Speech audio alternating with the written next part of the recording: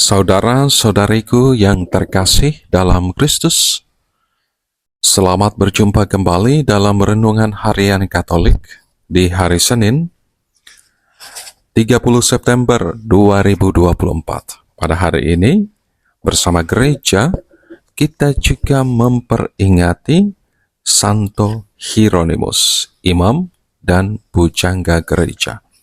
Dan kita akan bersama-sama mendengarkan dan merenungkan firman Tuhan dari Injil Lukas bab 9 ayat 46 sampai 50. Dalam nama Bapa dan Putra dan Roh Kudus. Amin. Tuhan bersamamu dan bersama rohmu. Inilah Injil Tuhan kita Yesus Kristus menurut Lukas. Dimuliakanlah Tuhan. Sekali peristiwa, timbullah pertengkaran di antara para murid Yesus tentang siapakah yang terbesar di antara mereka. Tetapi Yesus mengetahui pikiran mereka. Karena itu ia mengambil seorang anak kecil dan menempatkannya di sampingnya. Lalu ia berkata kepada mereka, "Barang siapa menerima anak ini demi namaku, dia menerima aku. Dan barang siapa menerima aku, menerima dia yang mengutus aku. Sebab yang terkecil di antara kalian, dialah yang terbesar." Pada kesempatan lain, Yohanes berkata, "Guru, kami telah melihat seseorang mengusir setan demi namamu, dan kami telah mencegahnya, karena ia bukan pengikut kita." Tetapi Yesus menjawab, "Jangan kalian cegah, sebab barang siapa tidak melawan kalian, dia memihak kalian." Demikianlah Injil Tuhan. Terpujilah Kristus. Saudara-saudariku yang terkasih dalam Kristus, Santo Hieronymus menegaskan demikian, barang siapa tidak mengenal kitab suci, ia tidak mengenal Allah. Seruan Santo Hieronymus ini sangatlah penting bagi setiap kita sebagai pengikut-pengikut Kristus untuk semakin mengenal Tuhan kita dengan membangun kebiasaan yang positif dalam hidup kita, yakni dengan selalu dan senantiasa membaca dan merenungkan firman Tuhan. Firman-Mu adalah pelita bagi langkahku. Saudara-saudariku yang terkasih dalam Kristus, para murid dalam perikop Injil yang kita dengar bersama hari ini terlihat memiliki ambisi-ambisi masing-masing, sehingga mereka pun akhirnya bertengkar di antara mereka. Siapakah yang terbesar? Para murid memiliki harapan bahwa seandainya Yesus menjadi raja duniawi, maka mereka pasti mendapat tempat istimewa. Yesus selalu mengoreksi mereka supaya jangan hidup dengan ambisi-ambisi kekuasaan dalam diri mereka. Yesus menegaskan kalau mereka ingin menjadi besar, maka hendaklah menjadi kecil, supaya lebih bebas dalam mengabdi. Hidup sebagai pribadi yang suka iri hati dan juga selalu mencari kekuasaan,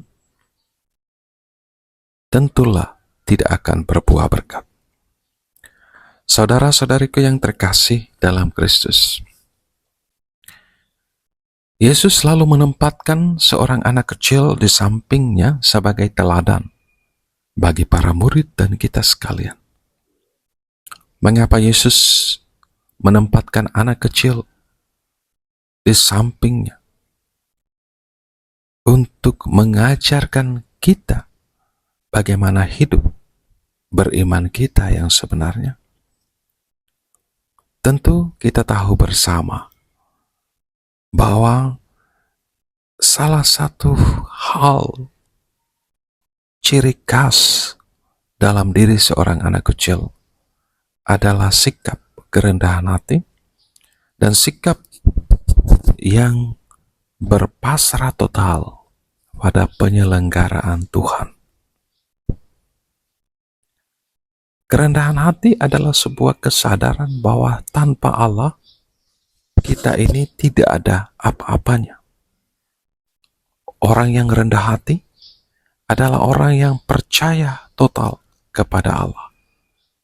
Ia bergantung sepenuhnya pada penyelenggaraan Tuhan. Anak kecil tidak sekedar yakin tetapi percaya. Ia percaya penuh kepada orang tuanya dan bergantung total pada orang tuanya. Kepercayaan itulah yang membuat seorang anak kecil tidak pernah khawatir selagi orang tua ada di dekatnya. Saudara-saudariku yang terkasih dalam Kristus, dalam perikop Injil yang kita dengar hari ini, Tuhan Yesus juga mengoreksi para muridnya yang berpikir bahwa mereka adalah satu-satunya menjadi pemilik keselamatan. Yohanes melaporkan kepada Yesus bahwa ia melihat orang lain mengusir setan dalam nama Yesus dan berhasil. Maka mereka melarang supaya orang itu jangan melakukannya lagi. Tetapi Yesus melarang mereka untuk tidak boleh mencegahnya karena dia ada di pihak mereka. Dia ada di pihak Tuhan sendiri. Ia tidak melawan Yesus dan para muridnya. Saudara-saudariku yang terkasih dalam Kristus, sikap seperti demikian tanpa kita sadari ada dalam diri kita. Karena pada hari ini Tuhan mengajak kita untuk lebih terbuka lagi kepada Tuhan dan sesama, untuk melihat segala pekerjaan dan karya Allah melalui diri saudara-saudari kita. Tuhan memanggil kita untuk hidup dalam penyelenggaraan ilahi. Santo Hieronymus mengajak kita untuk terus-menerus menjadikan sabda sebagai asupan rohani. Di dalamnya, kita menjadi pribadi Yesus Kristus, berlaku adil dan benar bagi Tuhan dan sesama. Hanya dapat terlaksana bila kita mengalami sungguh Tuhan ada di dalam diri kita. Berkat Tuhan beserta kita sekalian, Bapa, Putra, dan Roh Kudus. Amin.